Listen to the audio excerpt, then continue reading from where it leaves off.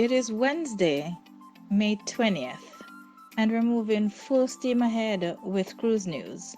And the first news that has come to my attention this morning is word from Michael Bailey, CEO of Royal Caribbean, who will be given an update as to further extensions on when we will be able to return to cruising. The word out just now is that all the way through to the 31st of July, cruising will not be happening, at least not from US ports. And what's interesting is the fact that Royal Caribbean is looking to open their China operations prior to that. So basically, what that is telling us right away is that they are finding new ways to keep business going and growing. And this leads into the topic that I promised that I would be talking about very, very soon. And this is it, that of homeporting.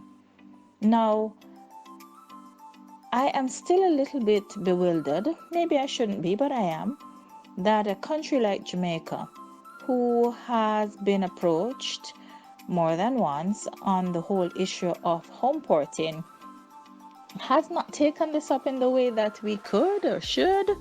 I remember years ago, could have been 2015, Carnival made a big announcement, and they indicated that two of her ships would be homeporting in Jamaica.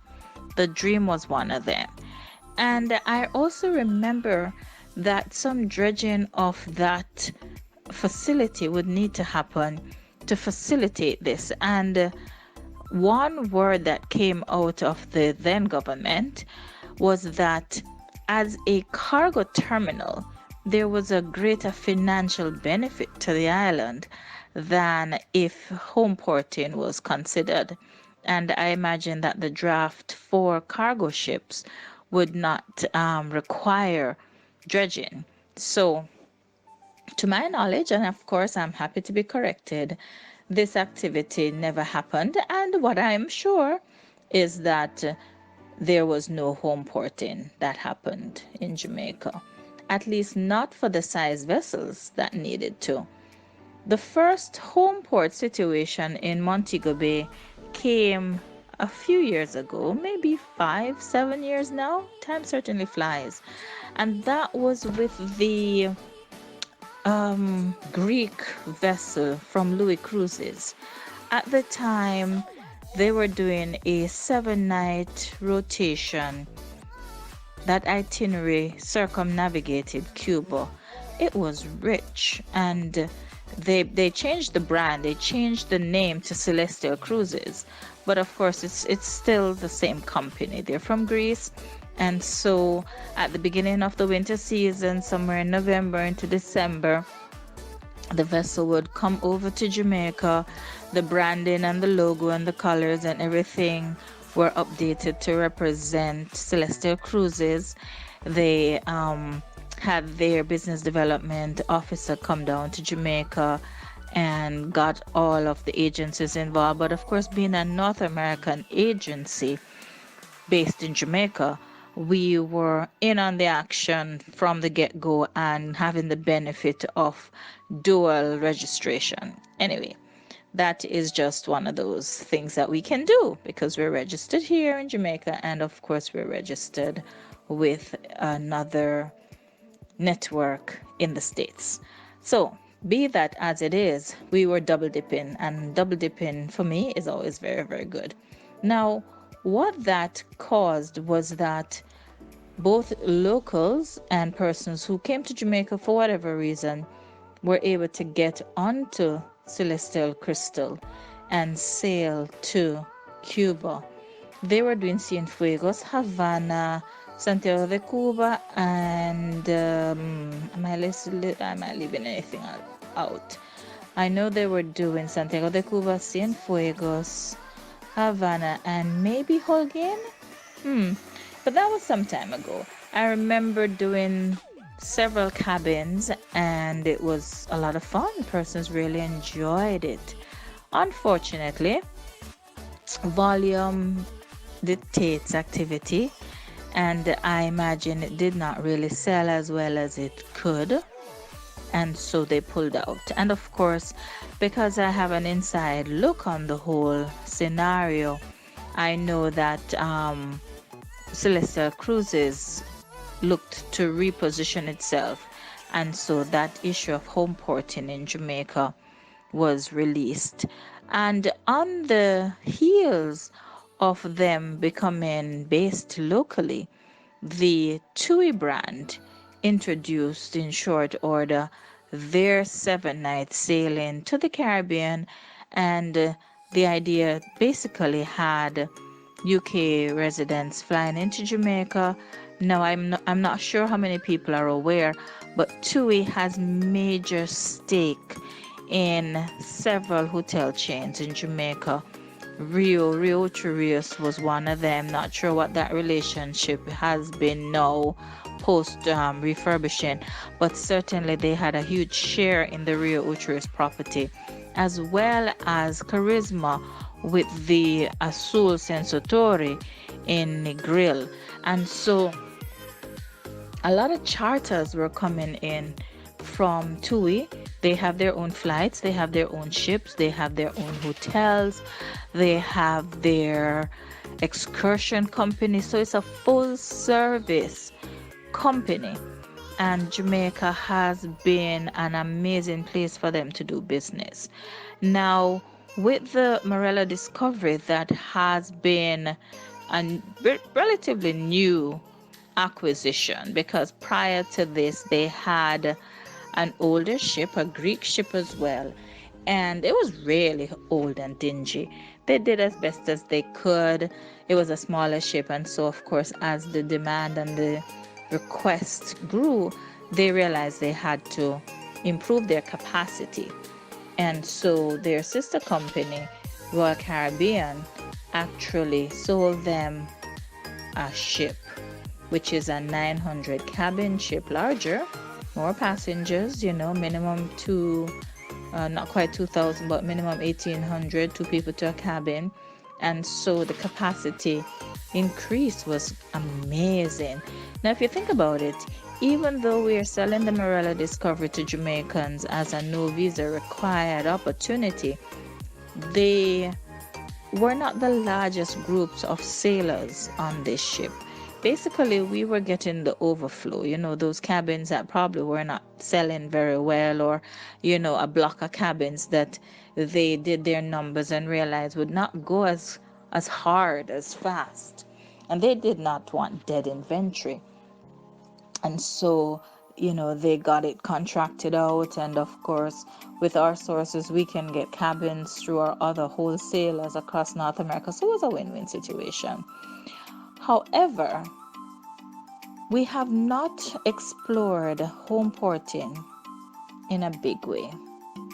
And so I want us just to stop and to look at it for a moment. And my plan that I'd like to propose, and this is something that the government could look at. It's something that we could actually propose and send in to them. Will they look at it? We don't know. I would have wanted to have an audience with our finance minister, Nigel Clark, because clearly he would see the value. Look at it. Let me paint another picture. I love painting pictures.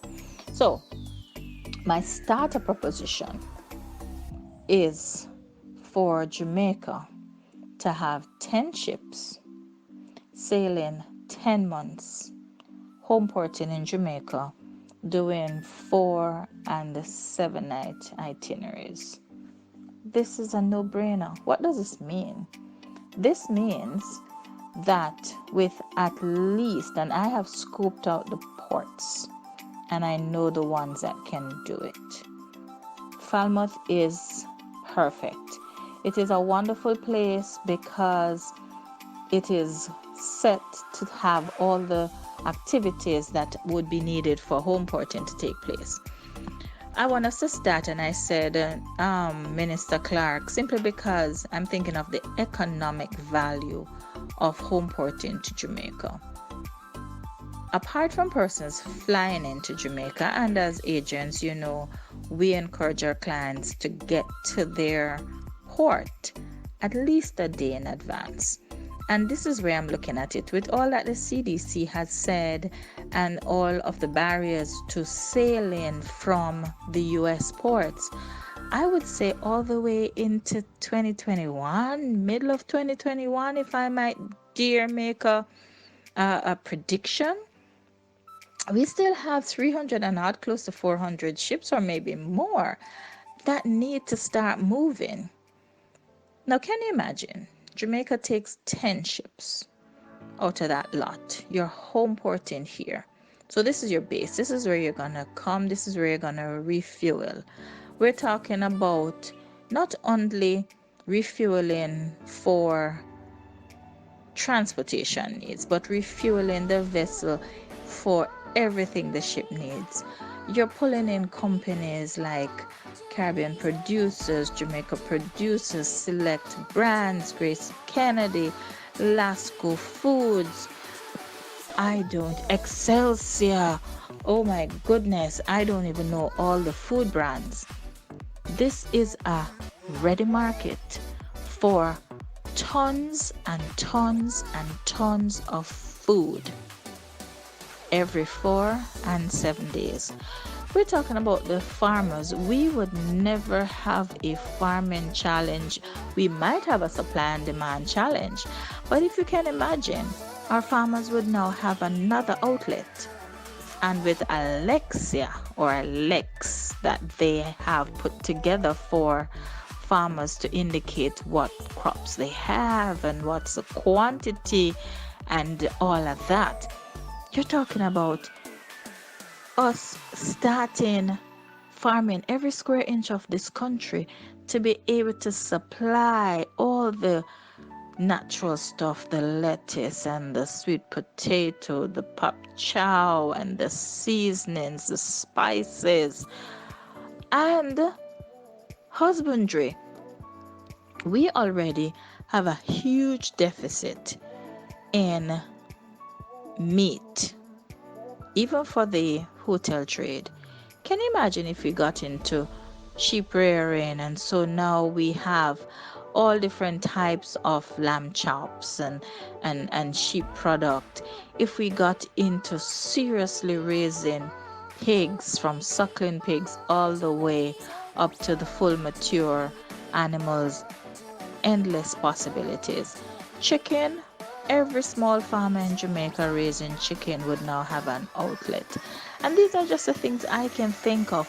Water. Between Lasco Water and Wisinko and Blue Mountain Water and all of the different water people, we're sold. And the list just goes on and on and on. So I've spoken about fueling the vessel, fueling the bodies of the people who are going to be sailing on the vessel. Now I'm talking about the other economic spill-offs. We're talking about the bed and breakfasts, the normal Airbnb style properties that can have full complement pre and post cruise. The average person who's doing a 4-day cruise may still do a 7-day Jamaica experience. What do I mean by this? You fly into Norman Manley or you fly into Mobay, depending on your airlift, your city, your intentions, and you do at least 1 night accommodation that is really going to benefit a small host. And then transportation needs will give every transportation supplier business. So for all of the Juta, the Maxa, the Jekyll, and the private companies, the Caribbean World and the Tour Wise and Tropical Tours and all of them, they will be busy moving people. Because if you were ever to just observe in New York, in Miami, in Fort Lauderdale, in Seattle, Anchorage, on embarkation day, it's a sight for sore eyes. You're talking about these strong, muscular men and women who they might not have secured the education of their dreams, but their bodies are wonderfully made. You're talking about portage service at the pier, which is a requirement. Not a body would be left unemployed, I guarantee you. Then, of course, you're talking about, oh my goodness, it just goes on and on and on. So this is embarkation day. This is portage service, this is transportation service. They get onto the ship, and the economy has gained from the docking fees and all the requisite fees that contribute to homeporting being a major thing. And then, having sailed their 4-night itinerary, which is where I want us to focus on first, perhaps doing a Grand Cayman, Cozumel, Mexico, maybe Costa Maya, and back to Montego Bay, and building in both on the pre and the post, as in your arrival day for embarkation and your disembarkation day, excursions. So on excursion on embarkation day, once you have gotten onto the vessel, you have checked in, you have an excursion booked. Our ports are not so far. We probably will not sail until about 7, particularly during the summertime. And so you can go out and you can go up Long Mountain in Mobay. And I'm thinking of a vessel that's docked in Montego Bay, even though we started talking about Falmouth, because obviously we're already home porting in Montego Bay, and that's just on a Tuesday. So we still have 6 days left out of the week that we can home port. So leaving, you're going rafting up in the hills right there by Anchovy, and then you come back and you get on your ship and you sail away. You do your 4-night itinerary, you come back, and because you're doing extra nights in Jamaica, you book some more excursions. In Mobay, you can probably head down from your ship, because you're going to get off at about 8-9 o'clock in the morning anyway, and you go to St. Elizabeth. You're doing YS Falls, you're doing Black River Safari, you're doing the Appleton Rum Tour, all in one day. And then you can continue your journey up the coast, and you're doing a night or two in Mandeville before heading back to your airport for Norman Manley in Kingston, and voila, your 7 days are complete. And voila, you have done a full Jamaican experience with 7 days. You have done some land, you have done a cruise, and you have invested in the people. And this is geared towards persons who live in North America, because they all want to get out and see and discover and be anyway. Then, of course, we switch gears to those who want to do a 7-night sailing. Maybe you have some extra time on your hands. You're still coming in early and you're still leaving a few days later. So you're probably booking 10 nights for your air anyway. Flying into Montego Bay perhaps, and on your maybe first night you're probably staying at a wonderful property right there on the hip strip, like the S Hotel, guys. Can I say Mamma Mia? Beautiful property. Or even the Cameron Cornwall Beach, it's right there. You hit the ground, you are enjoying the property, you move off to your cruise, you do your 7-day itinerary, and on the return, you've got the entire 2 days to continue to explore a little bit of Mobay and its environs. Maybe for nighttime, if it's not a full moon out, you want to go up to Glistening Waters and have a spectacular night experience. You have time to get some scotches in. Oh, the jerk is phenomenal. That's how I see a 7-night sailing with 1 night pre and 2 nights post. Phenomenal. Absolutely phenomenal. If you look at this happening for 10 months, 10 ships, they're home porting in Montego Bay, home porting in Falmouth. And ladies and gentlemen, you need to see the marina in Port Antonio. Now, I know it's a little tricky sailing in there. And so we're looking at the smaller vessels, the Seaborns and the Silver Seas and the Windstar. But these are also the high-end vessels. Guys, if you want us to explore what homeporting in Portland could look like, you will need to join us again, because Sheriff on Vibe is about to take you places you need to be. Ciao for now.